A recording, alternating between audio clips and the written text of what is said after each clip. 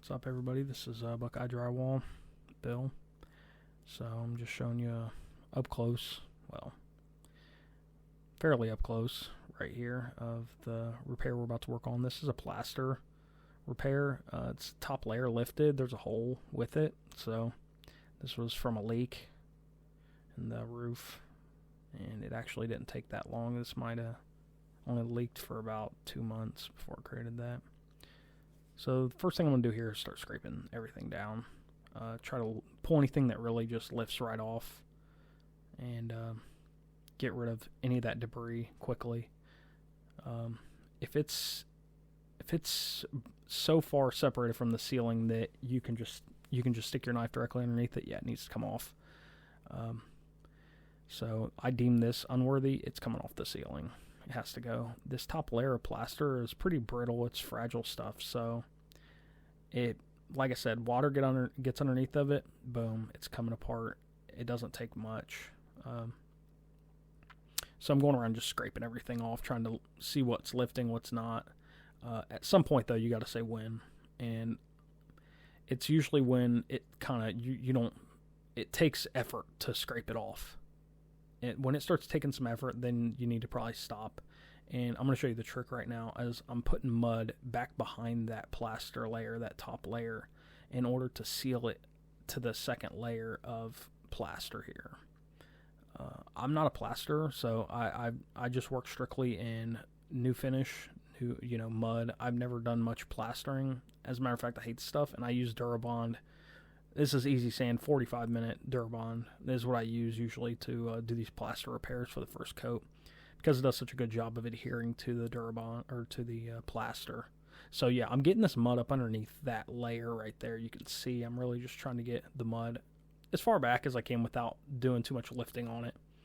And sometimes it's easier than other points, but you really want to make sure that everything is off, that it's scraped down pretty well. See, I had a chunk come out right there.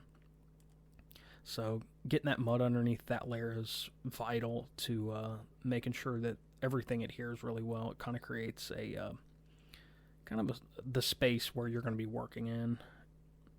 So it kind of seals this space off, so this is as far as it can kind of go. So I deem this, it needs more mud back there. So I went ahead and shoved some mud back there. I try my best anyways. And I use my knife to kind of tap it in there a little bit, and because you can't really press on this stuff too much or it'll just break.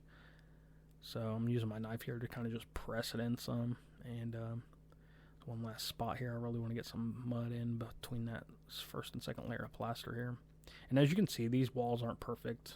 I'm not here to make them perfect. I'm just here to make it adequate and make it acceptable for, to live in. I don't know. We're not going for perfection. So, and that's that. So that piece right there, yeah, becomes kind of a pain in the butt here in a minute. So, yeah, I'm just kind of testing everything and seeing if everything if it's kind of stuck or not, if it's going to lift. I should have peeled that last piece off, actually. So now I'm putting a coat around this outside, I don't know, jagged thing. I don't tape this. I'm using Durabond to kind of take care of this. And this is kind of a leveling coat just to kind of get it on level with the actual the existing ceiling here. So I'm just kind of floating it out, and I'm going to float this inside here in a minute after I tape that nasty little hole. So I'm just kind of floating them edges. I really won't, this first coat, I'm really not going to do anything to the outside of the ceiling yet. So you'll see, just you wait. So kind of just getting this all floated in here and stuff, and it looks pretty nice. I'm pretty happy with that right there. So I'm going to show you a little trick here in just a second on how to fix holes like this. So you don't really want to put drywall in them. I mean, you can, but it's going to have to be bigger than that. You can't stick a little tiny piece of drywall and not expect it to do anything. So there's a little trick here, and it's not a California hot patch. So stay with me. Everybody talks about California hot patches. I call them Mexican hot patches. All respect, Mexicans are great, love them. So cutting that piece of tape, I'm going to coil it up real tight and the idea is that it rebounds back out and kind of fits into the hole. It kind of self-fits in a way, but I'm also going to stick it in some mud so it adheres to anything up there in the ceiling, probably insulation or some sort of nastiness that I don't want to see. So yeah. Oh, yep, nice and goopy. Let's put a little bit more on there, rub it around, and then just, shove it in that hole and let it do God's work there. So I'm going to go ahead and stick some mud right on top of this, actually, and kind of press it a little bit even, trying to press it up into that hole a little bit. Don't press too far, you'll push it up in there. You want it around the hole. You don't want it up in the ceiling. So and I'm going to slap a piece of tape right on top of this. And, it goes flush here, but it actually bulges back out after it dries. It's kind of part of the deal. I mean, but it fits, and it fixes it, and it makes it go away. I've never had an issue with this before. So I'm going to go ahead and kind of fill this whole plaster layer, the second layer, with a coat of mud. It's kind of a leveling layer. I'm going to put a lot of mud on this just to kind of get it to a point to where it's acceptable for the second coat. So, and I'm going to use a 10. So I'm kind of just filling it all with this 6, and then I'm gonna put a 10 on top of all this. There's that 10, and that was my cupped edge, my cupped side of the knife right there. So I'm gonna go ahead and put some mud right on top of this, just like that. Boom. So that's the idea, is you want to you got it filled. You're not trying to fill it with this 10. You're just trying to smooth it out and get it flat as you can. So that piece of tape was kind of pulling because there's a lot of mud on it. So not a big deal anyways. So yeah, this first coat's looking good. I'm pretty happy with it.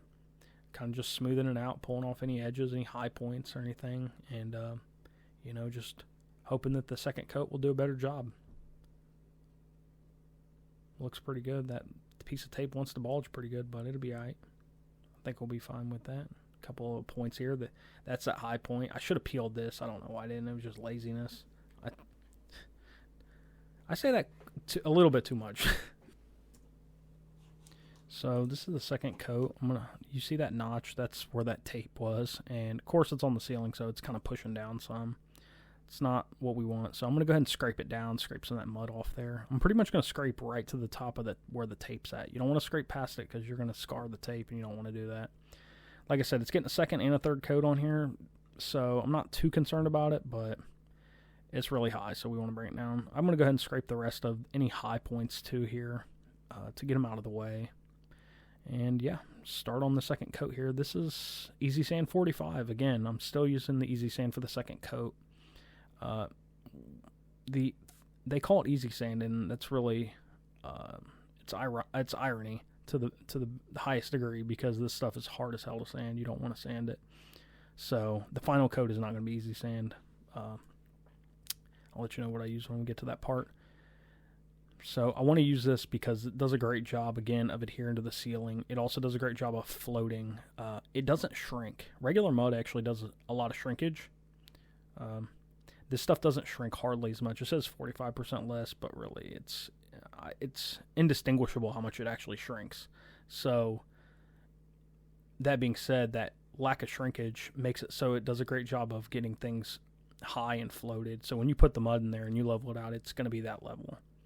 So I was working around this shower door, and it was kind of a pain in the butt, but you kind of just make do with what you got. So the second coat really is just trying to get it level. I'm trying to get it all where it's pretty much level with the existing ceiling here and fairly smooth, but again, it's not going to be perfect. Rome wasn't built in a day, neither is the drywall. And so the strategy here really is to just, live to fight another day. Just get it as close as you can. If it's really bad, you might have to put more coats on it. There's some things I've fixed that I've put 5 coats on, and it's not because you want to, it's just because that's how bad it is. That's how wrong it is. So I'm trying to get this all floated out. When you do, you don't want to leave any of that pitting in there. You can see all that pitting right here. It looks bad. You don't want to leave any of that in here. I'm trying to get it to a point to where it's pretty smooth here. So you see that knife, the angle is pretty tight against the wall, or tight against the ceiling. That's where you want it at. You you can't go too tight, you drag your knuckle through it. I think I do that at least once in this video. If you can catch it, let me know in the comments. So just feathering my edges here. Feather all your edges. Get it down. Smooth it out. Looks pretty good right here. Oh, I had something get caught in this. There's a couple spots here that kind of are ugly. That one on the outside was one of them. The second one is right there. I don't know if I actually do anything with it. I might just leave it here. It looks horrible though. I'm gonna hit it again there. Yep. I go, I guess it must be acceptable. Must have been at the time. I don't know why, but it looks bad. So that was a low point. I need to fill it, so I took some mud and filled it in there. So I see that. Maybe I'm not gonna do with it. Nope, not gonna mess with it. Great. So putting the final smoothing coats on the second coat here just to really get it filled out. Make sure everything's filled, everything's smooth. You're gonna have some pitting in it. It's not perfect, but you want to try to get it as smooth as possible. This Drywall, it doesn't do a great job of smoothing out. Hot mud, people like to call it. No, I don't call it hot mud. It's an old school term. I'm not old school, so. But yeah, this repair is just kind of a pain in the butt. And I keep messing with it, and in reality, I should have stopped messing with it about 5 minutes ago. I was just really kind of messing with it too much. Sometimes, like I said, just leave it. You know, you're gonna get more shots at it. Just take another shot at it and move on. So at some point, I'm just like, screw it, and I just start laying the knife to it. All right, third coat. I'm going to go ahead and scrape down any high points again. Same thing as the second coat. Scrape down those high points. That's the tape right there. That's that little knot. Yep, that's the tape. So it's starting to look good. This third coat, I went ahead and used. This is all purpose. I think it's Proform All Purpose mud. I like it, but it's not the best. I could have used USG +3 on this too. I just had the Proform All Purpose in my truck. So again, I scrape down any high points, any ridges, any lines. I want everything out of it. So when I put a smooth coat on it, everything goes pretty dang on smooth. So that's that piece that I should have messed with in the first coat, and I didn't, but I just said whatever. So like I said, these ceilings are not perfect. I just want to get them to an acceptable point where I can sand them, paint them, and move on and forget about it. You know, I love people talking about, level 5 finishing when almost nobody gets level 5 finishing. I mean, it's reserved for like hospitals and, super mansions, So normally in most people's houses, they got a level 3 finish and it looks good. There's some imperfections in your walls, but you shouldn't see them. They shouldn't be blatantly obvious. I was always told it was between 20 to 25 imperfections per room, but that might just, that might just be some BS that my dad told me, but God love him. He got me into it, so props. So this final coat, yeah, I'm going over top of everything. I want to cover the whole entire repair with this all-purpose mud. So this is a 12-inch knife I'm using. You can see this is I'm getting it on. I'm not worried too much about the angle of the blade. I'm just trying to get all the mud on here and get it moved across here. Make sure there's no pockets of any kind, no air pockets or any low points. So, got a booger in there. Got to get that out. So, just getting it all on, and it looks pretty much level to where I want it at, that final coat. This third coat, I usually 3-coat everything. And back to the level 5 thing, it's actually 5. There's 5 steps in finishing. So if I was level 5 in this, I would put 2 more coats on it, theoretically. Though you're not level 5 in any of this old beat up plaster stuff. This house is 80 years old, So like I said, I'm just trying to get this all filled in here. I was kind of slow at this time, this day, whatever day it was. I think it was Saturday. I was just kind of slow, so I'm going to put a 6-inch knife into the corner and try to get it all nice and flat. So just kind of angling that mud, cornering my mud on that 6-inch knife. And then now I'm going to put it across the blade and kind of just try to float it all the way in so it looks good. It looks even across there. And I'm going to start with my 12 here in just a second, floating this thing out for the finish. Going across the other side with that 6, kind of use a light touch there to come across that other angle. Yep, here's the 12. I'm going to feather my edges like I said, about 4 inches, maybe less, maybe more, depending on what the knife tells you really on in these cases. When you're dealing with really flat stuff, then yeah, 4 inches, 5 inches should be good. So, and you can see this knife, I try to bring it down pretty close to the ceiling. I don't want to make a bunch of passes on this either. I want to just get it done as few passes as possible. I would say I use too many passes on this, but sometimes you want to get it right, so you want to just keep working it. And try not to bury your 12-inch knife into the corner there. Don't wedge it into the corner because it'll chatter your mud. Chatter is all that bumpy nonsense you'll see in a lot of finish work. You can see there, like I said, there's some points where they aren't perfect, but it is what it is. This is the final product here after I was done skimming it. So good luck, guys. Thanks.